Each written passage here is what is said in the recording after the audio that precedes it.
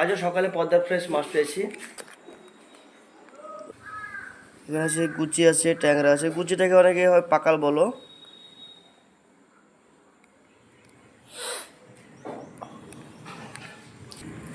একদম ফ্রেশ মাছ, মাছগুলো নড়ছিল আমি যখন নিই, নড়ছিল।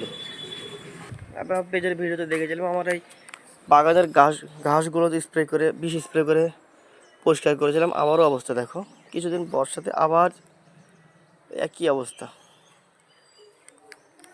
খাবার বেশ দিতে হবে।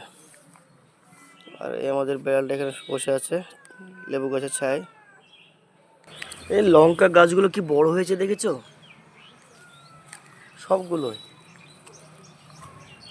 বাবা দারুণ, বাবা অনেক বড় হয়ে গেছে।